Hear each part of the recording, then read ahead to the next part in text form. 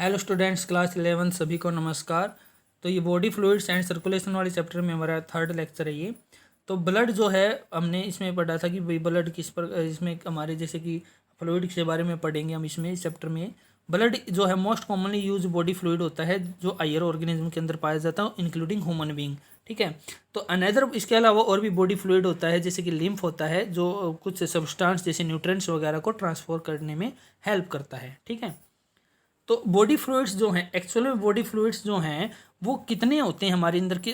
तो बेटा body fluids जो हैं वो अकेले ब्लड को ही नहीं मान सकते, ब्लड के अलावा लिम्फ भी है, इसके अलावा और भी बॉडी फ्लूइड्स हमारी बॉडी में प्रेजेंट होते हैं। तो हम इसमें हमारी बॉडी वेट का कितना परसेंट हम मान सकते हैं कि भाई बॉडी फ्लूइड्स होता है।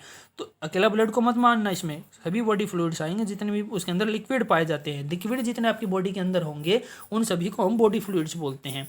तो न्यू बॉर्न बेबी जो होता है, जो नई जिसका नए बच्चे का जन्म हुआ इन्फेंट जो होता है, उसमें उसके वेट उसका वेट होगा उसका 80% उसके अंदर बॉडी फ्लूइड्स होंगे। ठीक है। और जबकि जो अडल्ट मेल है उसके अंदर 60% बॉडी फ्लूइड्स होंगे, और जबकि अडल्ट जो फीमेल है उसके अंदर 50% उसके बॉडी वेट के क्या होंगे, बॉडी फ्लूइड्स होंगे या बॉडी लिक्विड्स होंगे उसके अंदर। ठीक है। अब देखिए इसमें हमने बॉडी फ्लूइड्स को दो कैटेगरी में डिवाइड कर दिया। कौन से, एक तो इंट्रासेलुलर फ्लूइड और extra cellular fluid. Intracellular fluid कौन से होते हैं? इंट्रा का मतलब सेल्स के अंदर। अब देखो सेल के अंदर हमें पता है कि साइटोप्लाज्म होता है, एक सेल के अंदर साइटोप्लाज्म होता है, और सेल्स कितनी है आपकी बॉडी में? ट्रिलियंस सेल्स होती हैं, बहुत सारी सेल्स होती हैं। ठीक है। और उन सभी के अंदर साइटोप्लाज्म है, तो उसको हम बोलते हैं इंट्रासेलुलर फ्लूइड। क्या बोलते हैं उसको? Intracellular fluid inside the cell. और वो कितना होता है आपकी बॉडी वेट का? 40% होता है। वो जितना आपका बॉडी वेट है उसका 40% जो है इंट्रा सेलुलर फ्लूइड होता है जो सेल्स के अंदर पाया जाता है। ठीक है।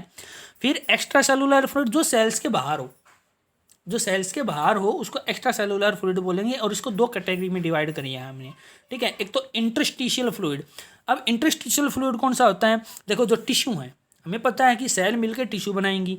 ठीक है। और सेल के अंदर वाले फ्लूइड को हमने बोला इंटरसेलुलर फ्लूइड जो कि 40% है बॉडी वेट का।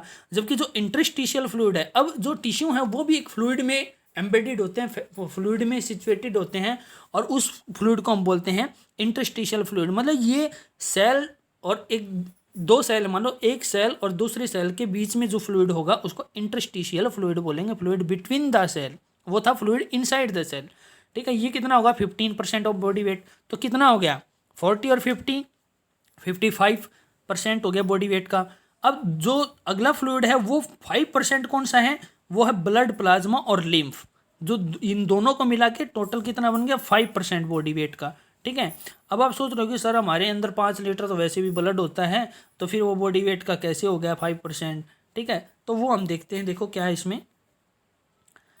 देखो ब्लड, जो मेन फ्लूइड होते हैं आपकी बॉडी में वो होते हैं ब्लड और लिम्फ, दो ही होते हैं जो मतलब मूवमेंट करते हैं, सर्कुलेशन करते हैं ज़्यादातर। ठीक है। तो ब्लड जो है वो मूव करता है किस प्रकार से?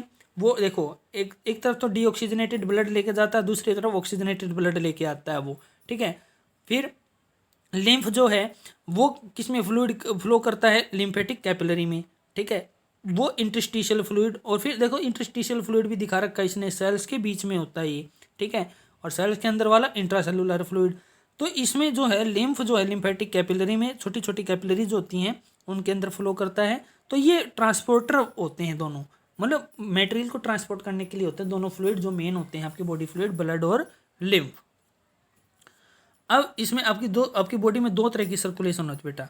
एक तो सिस्टमिक सर्कुलेशन और एक होती है पल्मोनरी सर्कुलेशन। ठीक है। तो सिस्टमिक सर्कुलेशन कौन सी है? सिस्टमिक सर्कुलेशन किसको बोलेंगे? जो एक सिस्टम से चले। जैसे कि देखो आपका हार्ट है, हार्ट में से ऑक्सीजनेटेड ब्लड सप्लाई हुआ कौन से ऑरिकल से? लेफ्ट साइड से, लेफ्ट एट्रियम से लेफ्ट वेंट्रिकल में आया, लेफ्ट वेंट्रिकल ने सप्लाई कर दिया ऑक्सीजनेटेड ब्लड, वो ब्लड गया। ठीक है। वो ब्लड जाके उसने सेल्स को दिया ऑक्सीजन, फिर वहाँ से वो डीऑक्सीजनेटेड ओके वापस कहाँ पर आ गया? हार्ट में आ गया। कहाँ पर? राइट साइड में। ठीक है। तो ये एक सिस्टम बन गया, ये होगी सिस्टमिक सर्कुलेशन। अब पल्मोनरी सर्कुलेशन कौन सी होगी? पल्मोनरी सर्कुलेशन वो होगी जो जैसे कि राइट में आ गया, राइट हार्ट के राइट चैम्बर में आ गया, राइट वेंट्रिकल में, उसने सप्लाई कर दिया कहाँ पर? उसको लंग्स में, और लंग्स से फिर ऑक्सीजनेटेड होके वापस हार्ट में आ गया, तो वो पल्मोनरी सर्कुलेशन, जो लंग्स में गया है उसको पल्मोनरी सर्कुलेशन बोलते हैं, जो हार्ट में घूम रहा है उसको सिस्टमिक सर्कुलेशन बोलते हैं। और यहाँ पर इसके साथ ही इस सर्कुलेशन के साथ ही सिस्टमिक सर्कुलेशन, देखो दोनों तरफ जो लिम्फेटिक सर्कुलेशन है वो भी एक तरह से लिम्फ की जो सर्कुलेशन है वो भी साथ साथ हो रही है, जैसे कि लिम्फेटिक कैपिलरीज से लिम्फ नोड है, फिर लिम्फेटिक वेसल, देखो वाल दिखाई दे रही हैं इसमें, ठीक है, लिम्फ नोड दिखाई दे, तो इसके साथ साथ चल रहा है, ये दोनों तरफ है, पल्मोनरी सर्कुलेशन में भी देखने को मिलता है और सिस्टमिक सर्कुलेशन में भी देखने को मिलता है किसका, लिम्फ का जो है मूवमेंट, ठीक है। अब लिम्फ और ब्लड में डिफरेंस क्या है, तो लिम्फ जो है वो कलरलेस फ्लूइड होता है, इसके अंदर आरबीसी नहीं पाई जाती, जबकि ब्लड के अंदर रेड कलर फ्लूइड होता है, ये आरबीसी पाई जाती हैं। जो लिम्फ है उसके अंदर प्लाज्मा होता है और उसके अंदर बिल्कुल कम अमाउंट में डब्ल्यूबीसी और प्लेटलेट्स होते हैं। तो एक्चुअल में क्या होता है, लिम्फ के अंदर लिम्फोसाइट्स पाई जाती हैं, ठीक है, और डब्ल्यूबीसी और प्लेटलेट्स बिल्कुल कम संख्या में होती हैं, जबकि ब्लड के अंदर प्लाज्मा भी होता है, आरबीसी, डब्ल्यूबीसी और प्लेटलेट्स होती हैं।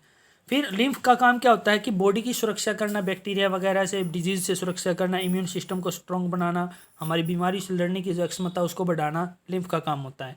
जो ब्लड का काम है उसका ब्लड का काम होता है एक्सचेंज ऑफ गैसेज, जैसे कि ऑक्सीजन एंड कार्बन डाइऑक्साइड को मीन्स क्या करना, उनको एक्सचेंज करना, ठीक है, ज़्यादातर ट्रांसपोर्टेशन करना ऑक्सीजन का, न्यूट्रिएंट्स का ट्रांसपोर्ट करना।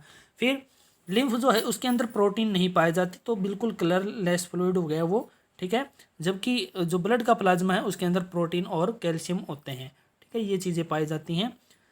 तो ये डिफरेंस आप नोट कर लेना इसको नोटबुक में, और जो डायग्राम है, जैसे जो एसेंशियल डायग्राम है उनको आप ये इस तरह के जो डायग्राम है इनको बना लेना, ठीक है, नोटबुक में, ताकि आपको समझ में आ जाएगा अच्छे तरीके से, ठीक है। तो आज के लेक्चर में इतना ही, बाकी नेक्स्ट